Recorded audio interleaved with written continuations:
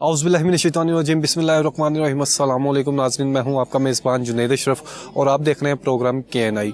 नाज़रीन, इस वक्त हम मौजूद हैं लाहौर के शादमान के इलाके में मौजूद हैं और सुंदस फाउंडेशन पर जिस तरह से आपको पता है कि आम आदमी के लिए फैसिलिटेशन फ़राहम की जाती है और उस ख़ास आदमी के लिए फैसिलिटेशन फ़राहम की जाती है जो थैलेसीमिया के मर्ज़ में मुब्तला हो।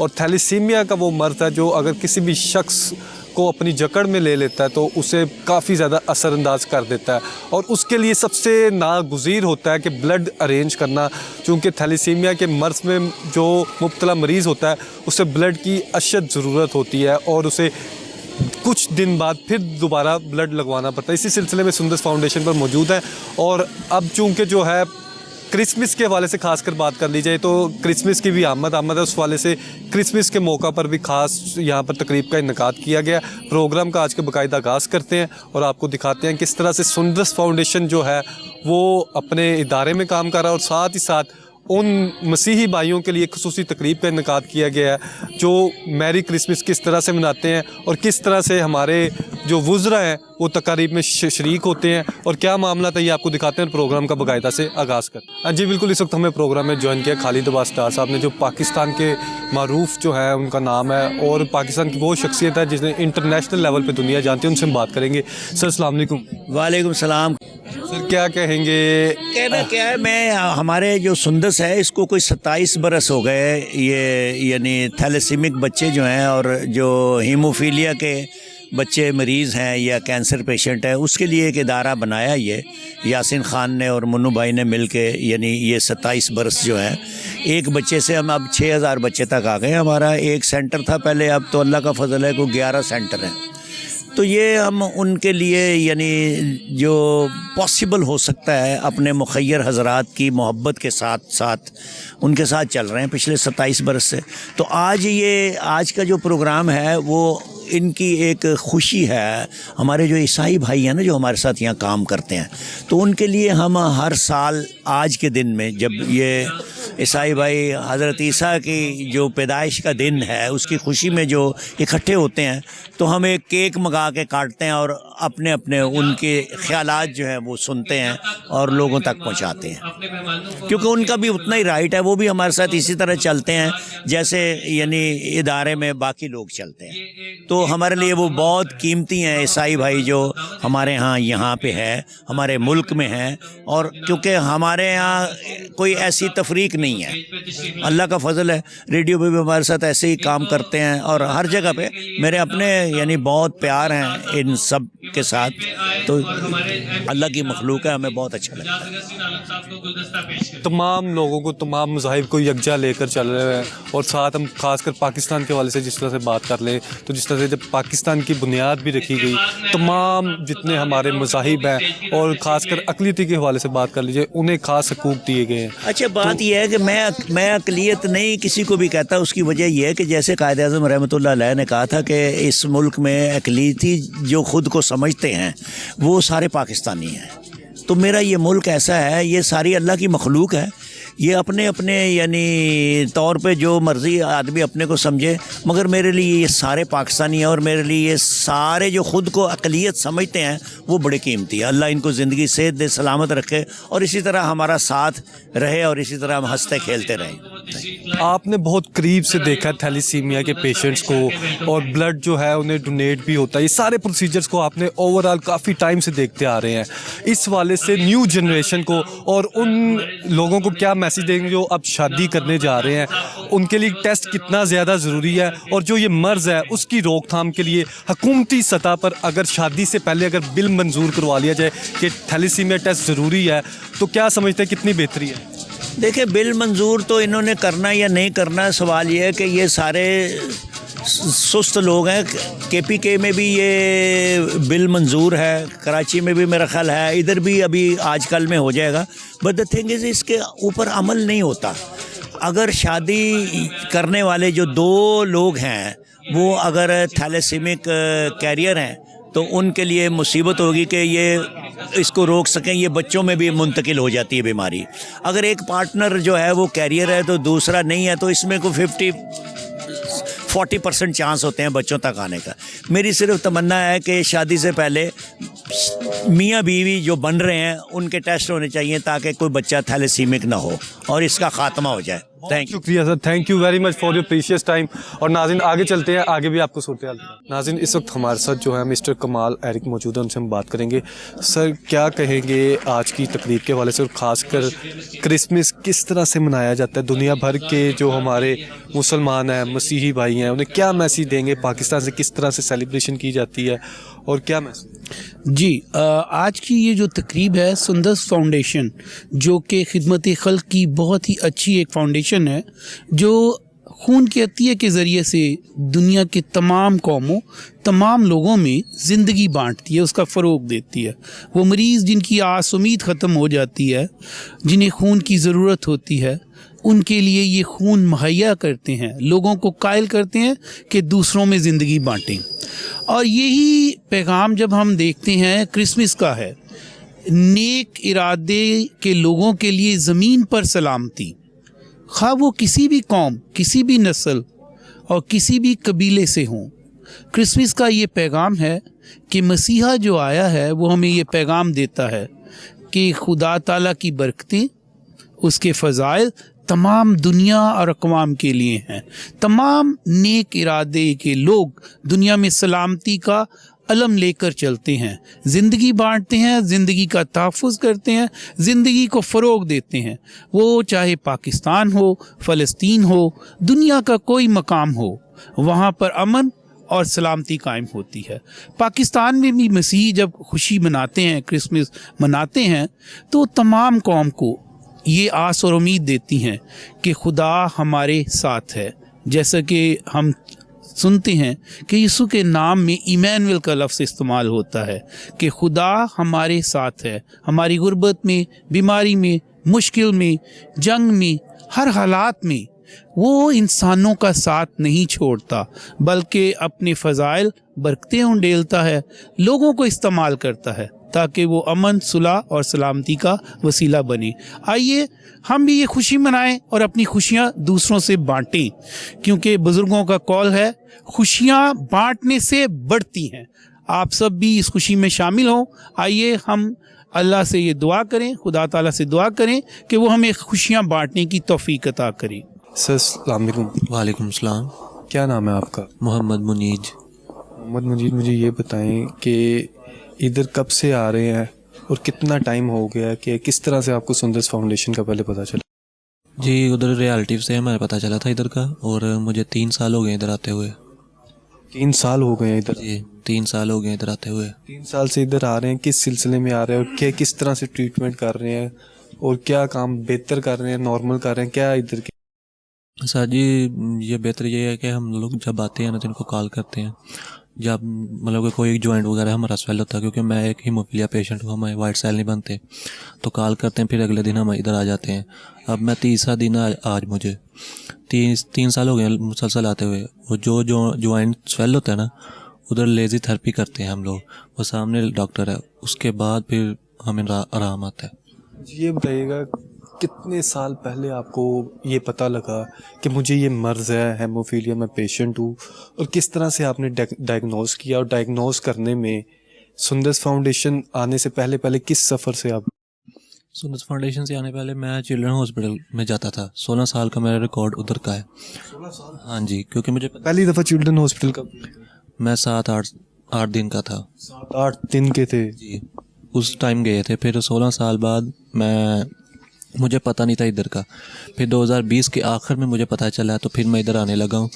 और डायग्नोज उनके टेस्ट होता है, उसमें डायग्नोज हो गया था। फिर उधर से लगवाते रहे हैं, क्योंकि 15 साल का बच्चा उधर नहीं रखते, तो एज मेरी बढ़ गई 16 साल। उनको फिर जब पता चला उन्होंने डिस्चार्ज कर दिया शेख ज़ैद, तो हम लोग उधर नहीं गए शेख ज़ैद, और फिर ऐसे घूमते घुमाते रहे। पेन होनी तो पेन के लगवा लो। क्या होती है फीलिंग्स, क्या होती है मर्ज, किस तरह से, मतलब जो सिचुएशन होती है, जिस तरह से हमारा सर दर्द होता है, इसमें कौन से जॉइंट में दर्द होता है, किस तरह से स्वेलिंग होती है, क्या?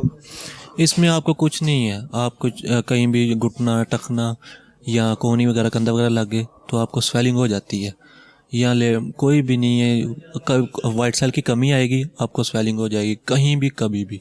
ये हमारे कंट्रोल में नहीं है, हम जहाँ तो ना छोटा बच्चा गिरता है उसे चोट लगती है, हम कौन सा बड़े हो गए, हमें ऐसा ही होता है। मैं बिल्कुल ठीक था, आज से मंडे वाले दिन मुझे पेन हुई है तो मैं फिर इधर आ गया हूँ, ट्यूसडे वेडनेसडे को मैं इधर आ गया हूँ फिर। ऐसे होता है, इसकी कोई नहीं है कि हमें पता चले, ना ये नहीं है। अब होता कमी आनी है तो हमें स्वेलिंग हो जानी है कहीं भी कभी भी। जब वाइट ब्लड सेल की प्रोडक्शन इतनी होगी, कम होगी, फिर कोई भी जॉइंट होगा जिस्म का, चाहे बाजू का हो चाहे टांग का हो, कहीं। अब मेरी तीसरा दिन है और मुझे 5 बैग लग गए थे। बैग लग गए? 5 बैग लग गए। जिस दिन मैं आया था 3 वाइट ब्लड सेल के बैग लगे? हाँ जी, वाइट ब्लड सेल के बैग लगे थे। जिस दिन मैं आया था 3 उस दिन लगे थे, बुध वाले दिन, और कल लगे थे 2, और आज अभी आने वाला 2 या 3 शायद लगेंगे। तो मेरी राइट बाजू स्वेल है, अभी भी लगेंगे तो इंशाल्लाह ठीक हो जाएगी। आज मैं वापस चला जाऊँगा। अभी भी है ये यहाँ पे बाजू में? जी, थोड़ी बहुत स्वेलिंग है अभी भी। आज मैंने वापसी जाना है लगवा के। किधर से आए, किधर से? जी, मैं नरवाल से। नारोवाल से आप इधर आते हैं लाहौर में सुंदस फाउंडेशन? जी, मैं इधर आता हूँ लाहौर सुंदस फाउंडेशन। आप कह रहे हैं वाइट ब्लड सेल आपको अमूमन लगते रहते हैं, कभी महीने बाद लग गए, कभी दर्द ज़्यादा हुई, कभी महीने के अंदर 5 भी लग गए। नहीं, महीने के अंदर 5 नहीं, महीने के अंदर आप कह दें कि 3 से 4 दफ़ा आता हूँ। जी, हफ्ते बाद तो मेरा नॉर्मली आना है, 2 या 3 दिन फिर रहना है, फिर उसमें जितने इन्होंने कहना है उतने लगवाने हैं। पेन कवर होगी फिर मैं वापस जाऊँगा, वरना मैं इधर ही हूँ। तो इसकी कोई लिमिट वगैरह नहीं होती, कितने बैग लगेंगे या क्या चीज़, आपको ज़्यादा पता नहीं लगता? नहीं, लिमिट हमें पता होता है, मगर लिमिट वगैरह ये जब पेन या ब्लीडिंग कवर हो जाएगी, इंटरनल ब्लीडिंग जो अंदर से हो जाती है, स्वेलिंग होती है, बढ़ती जाती है, वो कंट्रोल होगी तो फिर लिमिट घट जाएगी। वरना 2 हफ्ते भी लगवाएं या 3 हफ्ते भी लगवाएं, इधर ही डॉक्टरों को पता होता है लिमिट। इनको पता है कि पेन इनकी ठीक होगी तो उन्होंने जाना है, ना हमारे बस में ना उनके बस में।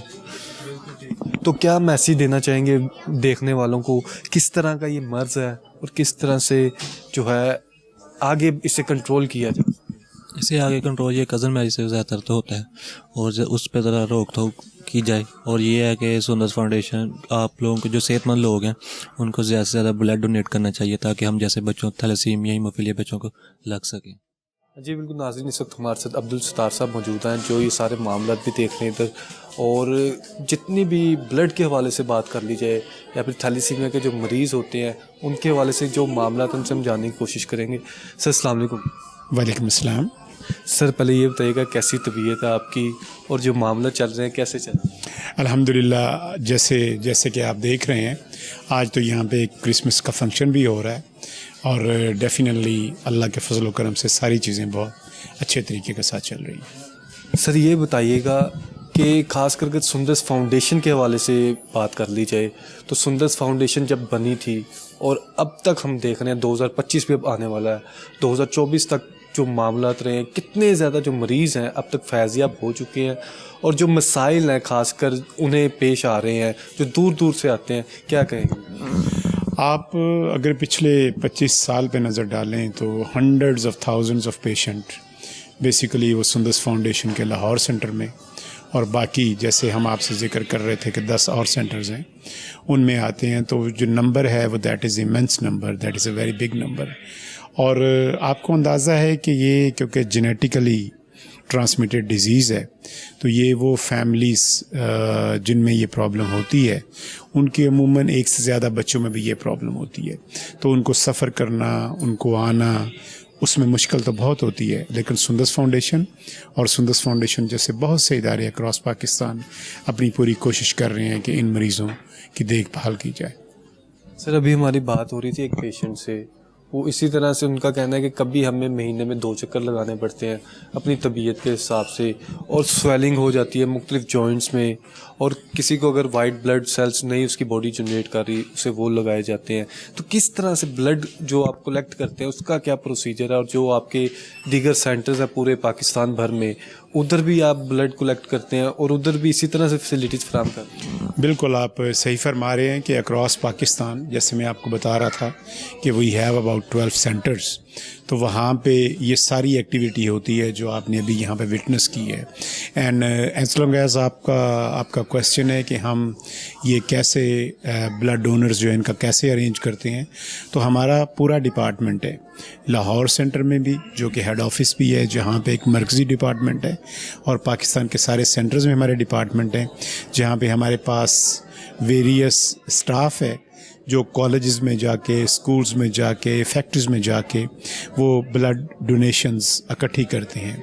अच्छा, इसके साथ एक और चीज़ जो मैं आपको बताना चाह रहा हूँ वो ये है कि ये जितने भी डोनर्स हैं इनके हम खून की, ब्लड की बाकायदा स्क्रीनिंग भी करते हैं। HIV की स्क्रीनिंग है, हेपेटाइटिस की स्क्रीनिंग है।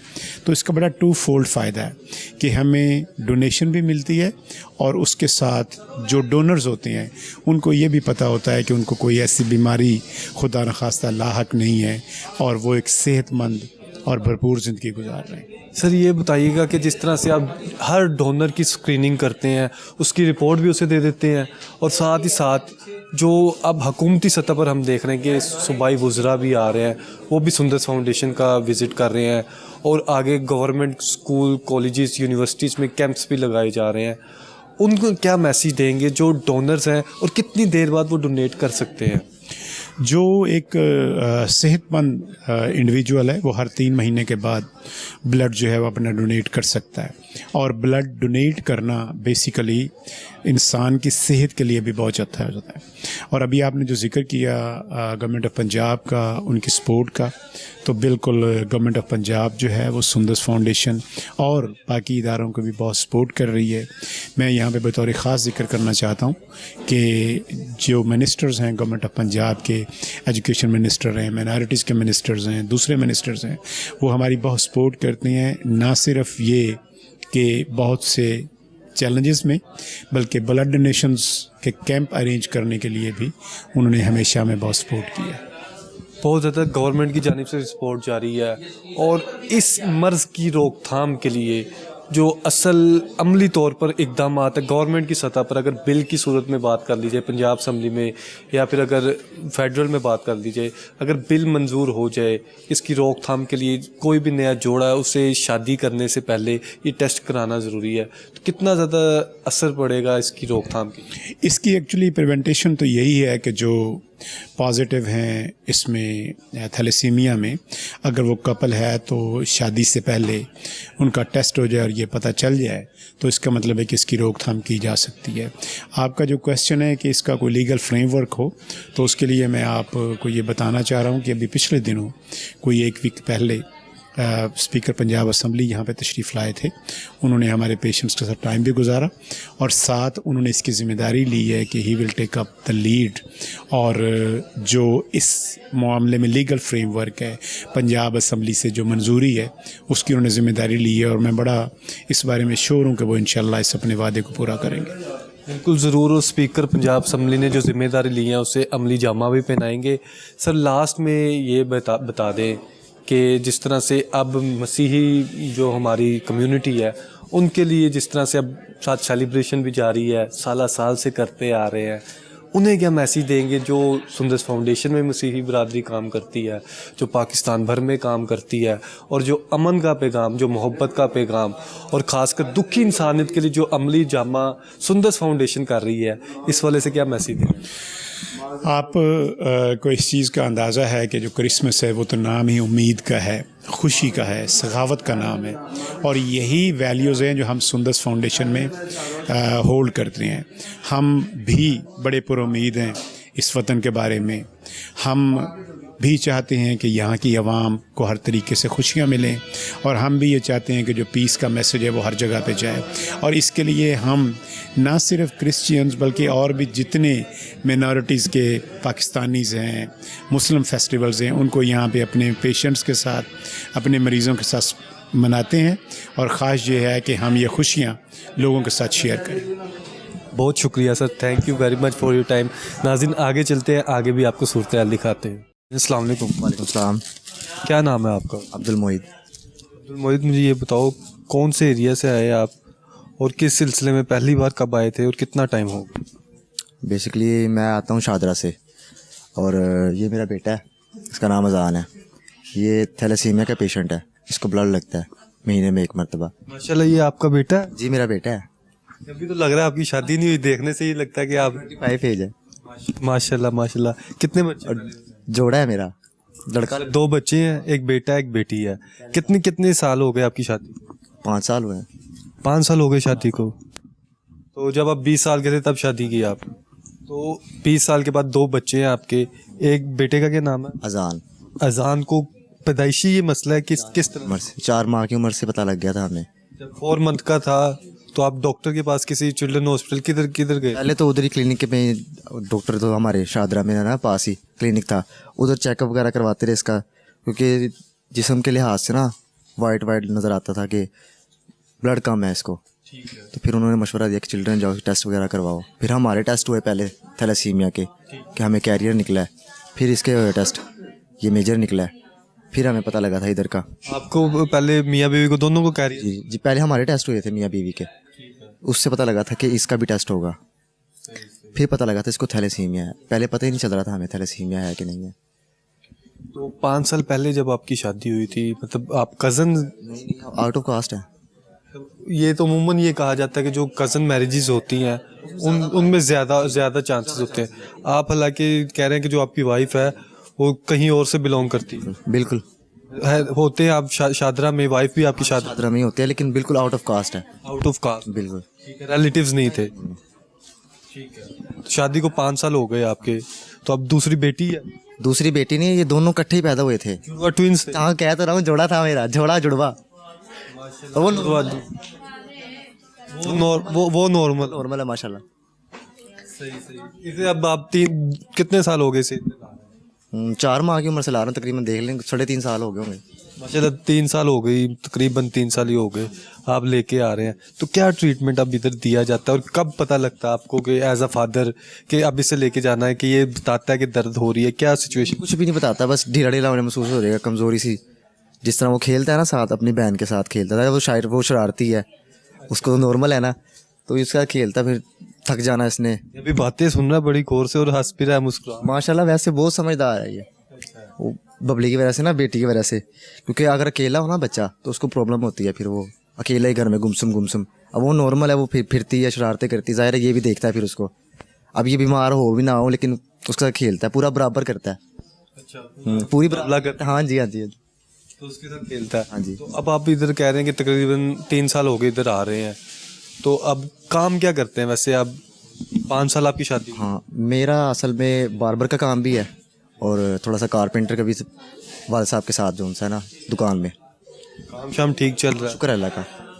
तो आपको पता, अगर यही आप ट्रीटमेंट बाहर से करवाएंगे या कोई भी ट्रीटमेंट, तो काफ़ी कॉस्टली हो जाता है। और कौन सा ब्लड ग्रुप है, कितनी देर बाद आप इधर का रुक करते हैं? वाइट ब्लड सेल लगते हैं कि ब्लड लगता है? नहीं ब्लड ही लगता है इसको, रेड सेल। और 1 महीने में पता लग जाता है, 3 हफ्ते के बाद ना हालत में फ़र्क नज़र आ जाता है कि कमज़ोरी हो रही है। और अगर बाहर से करवाएं, बाहर तो अव्वल तो है नहीं इस तरह का सिस्टम कहीं भी, या तो उधर गवर्नमेंट हॉस्पिटल में ही है, या ये फाउंडेशन वगैरह जो बने हुए हैं, प्राइवेट कहीं भी नहीं है। ये प्राइवेट इस तरह से फैसिलिटीज़ नहीं है? नहीं कहीं भी नहीं है। वो अमीरों ने कहीं बनाया हो तो कुछ कह नहीं सकते, लेकिन ऐसी कहीं भी नहीं है। फाउंडेशन जो बनाए हुए हैं ना लोगों ने, वो कहीं भी नहीं है। तो इधर 3 साल से आप आ रहे हैं, कभी कोई मसला वगैरह हुआ हो किसी चीज़? किसी किस्म का कोई इशू नहीं होता। इधर सारे कोऑपरेटिव है, आप आने से पहले बता देते हैं? केयरिंग है। हाँ जी बहुत ज़्यादा केयरिंग है यहाँ के। तो कौन सा ब्लड ग्रुप है? O positive.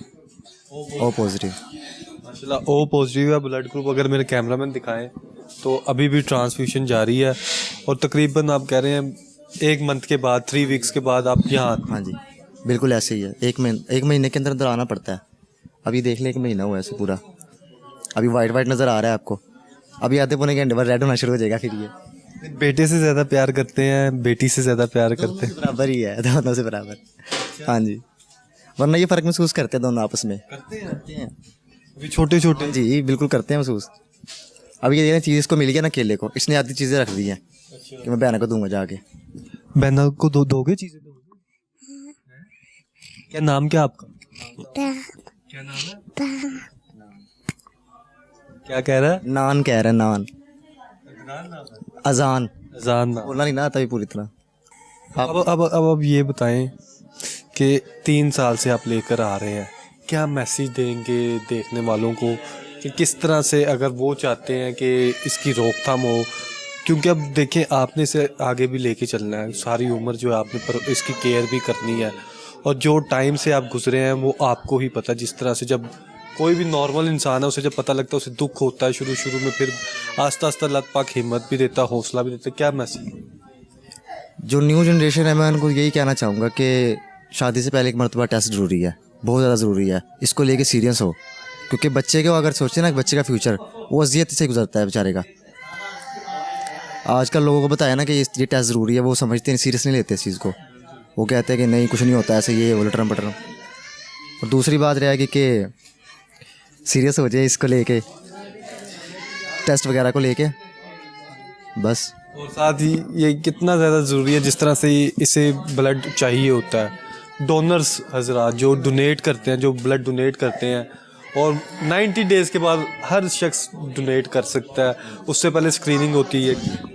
यही कहना चाहूँगा कि उनको थोड़ा सा ना अपने अंदर वो शऊर पैदा करें, ताकि ये ब्लड डोनेशन का ना वो आम हो ये सिलसिला, क्योंकि हमारी आवाम के अंदर शऊर नहीं है, वो इसको सीरियस नहीं लेती है कि डोनेशन करें हम ब्लड की, वो कहते हैं कि नहीं कोई नहीं, जल रहा निज़ाम। अब जब भी आपने इधर आना होता है तो आप पहले बता देते हैं, फिर ये ब्लड अरेंज कर लेते हैं? जी ऐसे ही है, टाइम लेना पड़ता है। फिर आप ये फ़ोन कर देते हैं आप आज? जी ऐसे ही है। अस्सलाम वालेकुम। वालेकुम अस्सलाम। क्या नाम है आपका? माद। अमाद, किस जगह से आए हो? मैं निश्तर से आया हूँ। निश्तर कॉलोनी से आए? जी। तो कितनी देर से आ रहे हो? मैं इधर तकरीबन 2009 से आ रहा हूँ, ओ 2018 से। 2018 से आ रहे हैं? जी 2018, तकरीबन आपको 6 साल हो गए हैं। जी, इतने ही लगा। अकेले ही आए हो कि किसी के साथ आए हो? पहले आता हूँ मैं। अकेले ही आते हो? जी, पहले मामा के साथ आता था। पहले मम्मा के साथ आता था। तो क्या काम क्या करते हैं पापा, क्या काम करते हैं? फैक्ट्री वर्कर है। जी। कितनी देर बाद आप इधर आते हो? कोई बाजू का जोड़ हिल जाए, यानी कि जैसे अब एक दफ़ा जोड़ हिल गया ना कोई भी, तो वो हिलता रहना, तब तक ये क्लियर नहीं ना हो जाता, हिलता ही रहना इसने। दर्द वगैरह होती है? वो शदीद दर्द होती है रात को। जी। कौन कौन से जोड़ में ज़्यादा दर्द होती है? ये ज़्यादा जोड़ ये कूनी का कर रहा है मसला।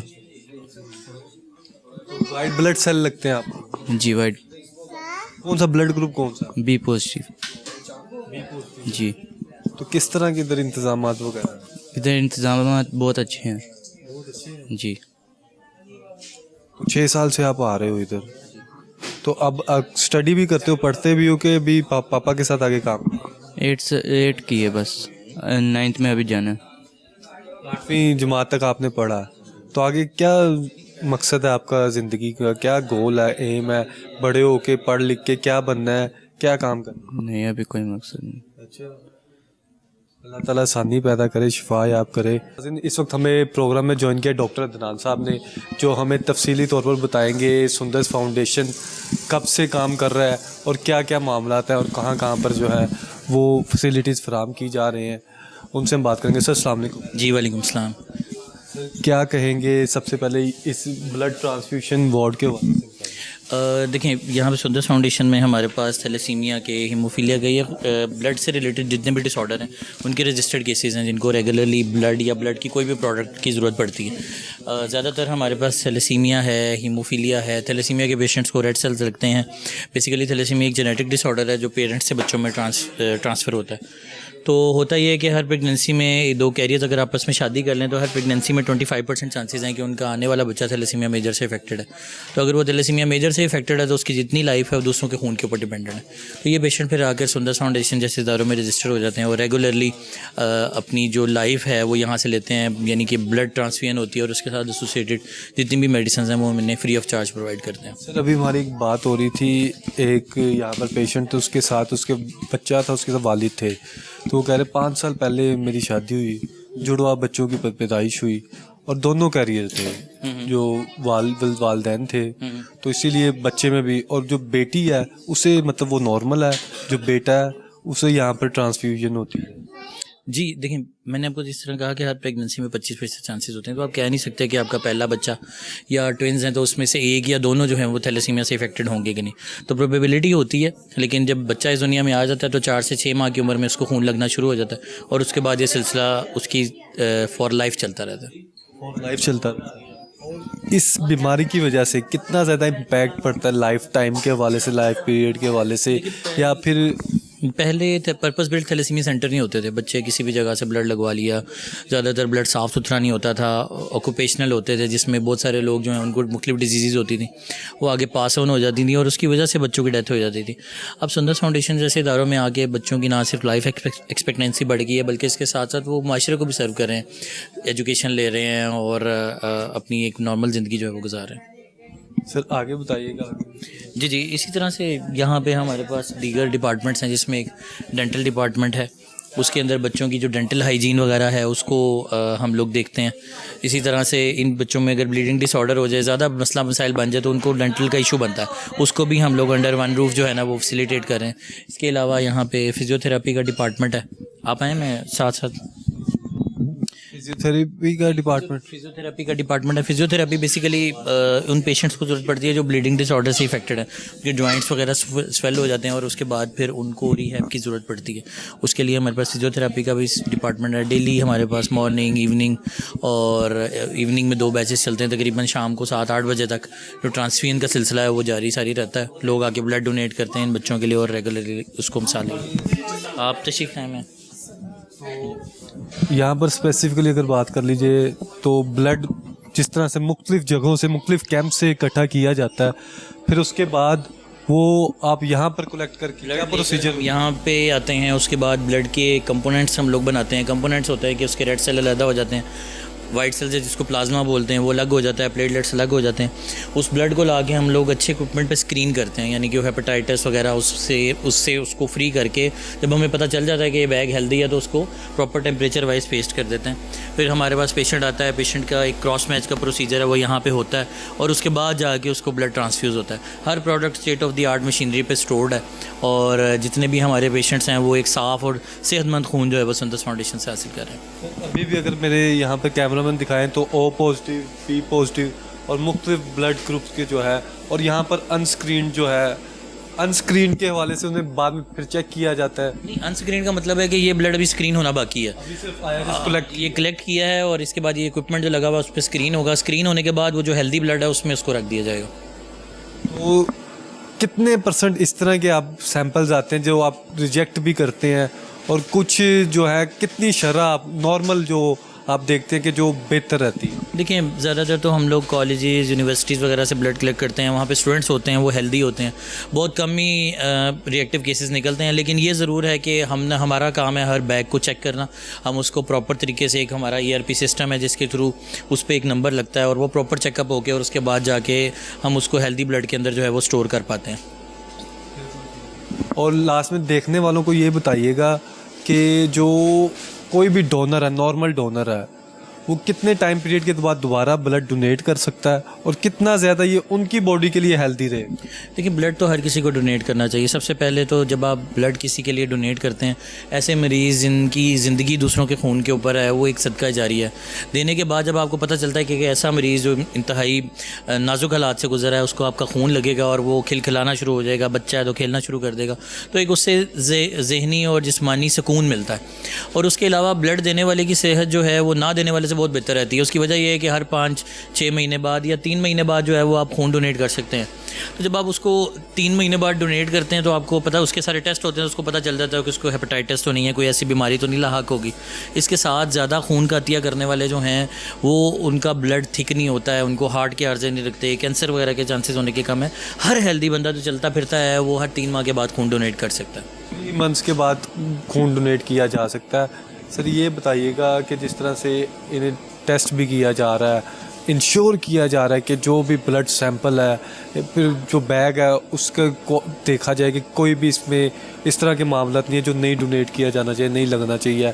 इस सारे प्रोसेस में एक डोनर से लेकर और दूसरा वो शख्स जिसे ब्लड लग रहा है या वाइट ब्लड सेल लग रहे हैं, प्लाज्मा लग रहा है, उस प्रोसीजर में सुंदर फाउंडेशन सारा मरकज़ी किरदार अदा करता है। और कितना ज़्यादा ये गवर्नमेंट को भी चाहिए कि इस तरह के जो काम है उसमें किरदार अदा करना चाहिए, और कितना किरदार अदा कर रही है ऑलरेडी। देखिए, जहाँ तक गवर्नमेंट का ताल्लुक है, सुन्नत फाउंडेशन की गवर्नमेंट हेल्प करती है किसी हद तक, लेकिन ज़्यादातर वो मुखैर हज़रात हैं क्योंकि अपनी ज़कात व अतियात के ज़रिए सुन्नत फाउंडेशन की हेल्प करते हैं।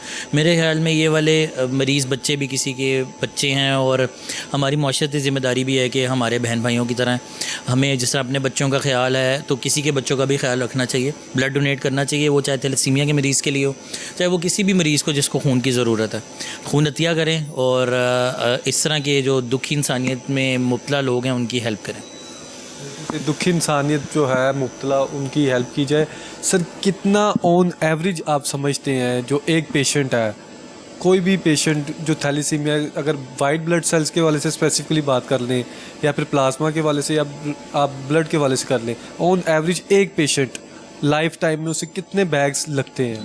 देखिए, ये तो सारा कुछ एज के ऊपर डिपेंड करता है। छोटे बच्चे को महीने में एक बार, जैसे जैसे उम्र बढ़ती जाती है ब्लड की रिक्वायरमेंट भी बढ़ जाती है, तो आप एग्जैक्ट नहीं कह सकते कि किसी को इतनी ज़िंदगी ऑन एन एवरेज कोई हर 15 दिन के बाद एक आधी बोतल खून की जो है वो लगना लाजमी होती है थैलेसीमिया के मरीज़ के लिए। तो उससे चेक इसी तरह ही किया जाता है पेशेंट की कंडीशन से, उसे दर्द होती है जॉइंट्स में, क्या? बस वो बच्चा पीला पड़ना शुरू कर देता है। यहाँ पे एक अपॉइंटमेंट सिस्टम है, उसको अपॉइंटमेंट देते हैं, वो मरीज़ यहाँ पे आता है, एक टाइम लेके जाता है, उसके बाद वो कॉल करके पूछता है कि जी हमारे लिए ब्लड का इंतज़ाम हो गया। मीनवाइल हम अरेंज करते हैं, जब अरेंज हो जाता है तो वो ट्रांसफ्यूजन के लिए आ जाते हैं और अगली अपॉइंटमेंट उनको दे दी जाती है। सर, अपॉइंटमेंट के लिए कितना टाइम पीरियड मतलब होता है, कितने दिन की अपॉइंटमेंट मिल जाती है और फिर नेक्स्ट ट्रांसफ्यूजन के लिए कितना कुछ ब्लड की अवेलेबिलिटी पे है। ब्लड अवेलेबल रहता है तो वो फ़ौरन मिल जाता है, नहीं मिलता तो थोड़ी स्ट्रगल करनी पड़ती है, लोगों से रिक्वेस्ट करनी पड़ती है। लेकिन ये है कि सुन्नत फाउंडेशन का कोई भी मरीज़ ऐसा नहीं है जो खून की कमी या ना अदम दस्तयाबी की वजह से उसकी डेथ हो गई हो। आगे चलिए, आगे भी दिखाएं। जी जी भाई। जी बिल्कुल। डॉक्टर अदनान के साथ हमें डॉक्टर फरहान साहब हैं, उन्होंने भी ज्वाइन किया। बहुत शुक्रिया सर। डॉक्टर साहब आप बता रहे थे, फरहान साहब क्या कहेंगे, फिजियो में क्या ट्रीटमेंट किया जाता है थैलेसीमिया के पेशेंट्स के लिए, और जिस तरह से यहाँ पर सुंदर फाउंडेशन वाहिद इदारा है जहाँ पर मरीज़ों के लिए और जो नए जोड़े हैं उनके लिए भी टेस्ट जो हैं वो फराम किए जा रहे हैं, क्या कहेंगे? हमारे पास बेसिकली पेशेंट्स होते हैं हीमोफीलिया के ज़्यादा। हीमोफीलिया के जो पेशेंट्स होते हैं उनमें जॉइंट बहुत ज़्यादा स्वेल कर जाते हैं।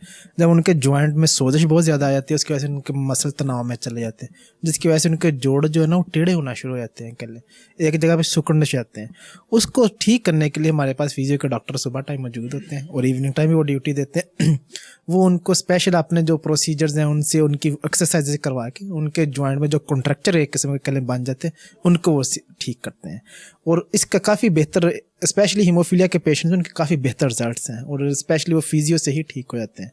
उनके जॉइंट भी बहुत ज़्यादा स्वेल करते हैं, उनके लिए भी उनको स्पेशल जो है ना बैठने उठने की तरकीब, उन्हें क्या काम करना है क्या नहीं करना वो उनको तरकीब दी जाती है।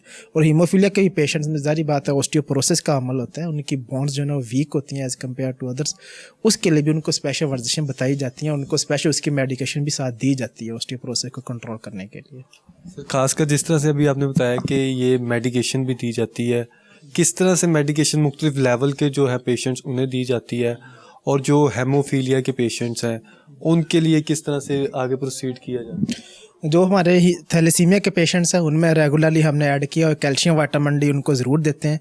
और जिन बच्चों में हमें लगे कि फ्रैक्चर का रिस्क है या उनके मोरा कोई दब जाता है जिसको कह लें या फ्रैक्चर आ जाता है मोरे में, तो हम उनको एक बिसफॉस्फोनेट्स ड्रग्स हैं, उनका इंजेक्शन काफ़ी कॉस्टली होता है, वो भी हम फ्री ऑफ कास्ट देते हैं, जो कि जिलिंड्रोनिक एसिड है। हम उनको ईयरली इंजेक्शन लगता है, हम उनको ईयरली इंजेक्शन भी इधर लगाते हैं। ईयरली इंजेक्शन भी लगाया जाता है। सर, ऑन एवरेज कितना पर मंथ पेशेंट का यहाँ पर ये सिर्फ सुंदर फाउंडेशन लाहौर का विज़िट होता है, और ओवरऑल जिस तरह से पाकिस्तान भर में मुख्तलिफ जो हैं वो काम कर रहे हैं, सुंदर फाउंडेशन के इदारे हैं मुख्तलिफ शहरों में काम कर रहे हैं, और ओवरऑल कितना नंबर? हमारे इधर डेली जो पेशेंट्स हैं वो रेशो है 60 पेशेंट्स पर डे आते हैं, इंक्लूडिंग हीमोफीलिया के पेशेंट्स भी होते हैं। फिर उन 60 पेशेंट्स की हम मेडिसिन भी डेली करते हैं। उन 60 पेशेंट्स को हम जो है ना फिजियोथेरेपी, जो हीमोफीलिया के होते हैं 10 to 12 होते हैं, उनको डेली फिजियोथेरेपी भी उनकी हम कराते हैं। और जिनका कोई डेंटल ट्रीटमेंट है फिर उनको कंप्लीट हम ट्रीटमेंट आज उनको करके उनकी इन्वेस्टिगेशन करके उनको हमने घर भेजना होता है। सूबाई वज़ीर यहाँ पर आपने देखा मुतअद्दिद बार आए। अगर राना सिकंदर हयात के हवाले से बात कर ली जाए, रमेश सिंह अरोड़ा जो अभी होके गए हैं, और उससे पहले भी हमने देखा कि मुख्तलिफ पर्सनैलिटीज़ हैं, कौंसल्स हजरात हैं वो भी आते रहे हैं और सफ़ीर भी आते रहे हैं। क्या कहेंगे अब जो 2024 में अब कितना ज़्यादा काम जो है वो बाकी रह गया है और हुकूमती सतह पर कितना काम अभी कर रहे हैं? हुकूमती सतह पे हुकूमत इसके लिए काफ़ी स्ट्रगल कर रही है, लेकिन जो रहा बाकी इनका मेडिसन का या जो इनका एक्सपेंस का मसला, उसका जो है ना वो हमारी इंतज़ामिया देखती है। मेरा मकसद है जो चीज़ बच्चे को चाहिए वो मैं इंतज़ामिया को बताऊँ, वो इंतज़ामिया प्रोवाइड करके देती है हमारे बच्चों को। उनको मेडिसिन चाहिए, उनको कोई ब्लड के हवाले से कोई मसला आ रहा है, वो हमारी मैनेजमेंट उसको सॉल्व आउट करती है। सर लास्ट में ये बताइएगा, मसीही बरादरी के लिए भी खसूसी तकरीब का इनेकाद किया गया है। जो मसीही बरादरी के शख्सियात यहाँ पर काम करते हैं सुंदस फाउंडेशन में या फिर पाकिस्तान भर के किसी भी महकमे में काम करते हैं, ओवरऑल उन पाकिस्तानियों के लिए, खासकर वो पाकिस्तानी जो अहम तरीन किरदार अदा करते हैं, मुख्तलिफ पोस्ट पे भी काम कर रहे हैं, क्या मैसेज दें? उनके लिए मैसेज यही है, ज़ाहिर बात है वो हमारे पास इधर अक़लियत में रह रहे हैं, उसको एक किस्म का जो भी हमारे हैं उनकी जो कह लें कि उनका रिलीजन है उसको जो रिस्पेक्ट है उसको हम उसी तरीके से देखते हैं। एज ए मुस्लिम हमारे लिए वो उतने ही हैं, ज़ाहिर बात है उनको एज ए मुस्लिम कह लें इन्वाइट करना इस्लाम की तरफ वो हमारा फ़र्ज़ होता है, अगर वो नहीं है वो उनकी अपनी मर्ज़ी है। तो सर ये आप डॉक्टर साहब लास्ट में क्या मैसेज देना चाहेंगे ओवरऑल थैलेसीमिया की अवेयरनेस के हवाले से, और साथ ही साथ ये मसीही बरादरी का इवेंट भी रहा है और सुंदस फाउंडेशन जो काम? देखिए मैं तो ये कहूँगा ब्लड डोनेट करें जितना पॉसिबल है। जो मरीज़ इस तकलीफ़ से गुजरते हैं ये वही जानते हैं कि उनके लिए ब्लड कितना इंपॉर्टेंट है, और शादी से पहले थैलेसीमिया का टेस्ट ज़रूर कराएं ताकि हम आने वाली नस्लों को इस बीमारी से बचा सकें। बहुत शुक्रिया डॉक्टर साहब आपका। नाज़रीन आप भी कोशिश करें कि ज़्यादा से ज़्यादा खुशियाँ बांटें, एक दूसरे के लिए आसानियाँ पैदा करें, और ख़ासकर अगर क्रिसमस के हवाले से बात कर ली जाए तो क्रिसमस का भी जो मकसद है, जो पैगाम है, वो अमन का पैगाम है, मोहब्बत का पैगाम है। और हमारे नबी अकरम सल्लल्लाहु अलैहि वसल्लम ने भी फरमाया है, जो शख्स दूसरों के लिए आसानियाँ पैदा करता है अल्लाह पाक उसके लिए आसानियाँ पैदा करता है। इसी से अपने मेज़बान जुनैद अशरफ को इजाज़त दीजिए। अगर सांसों ने वफा की तो फिर मुलाकात होगी, तब तक के लिए अल्लाह ने के बाद।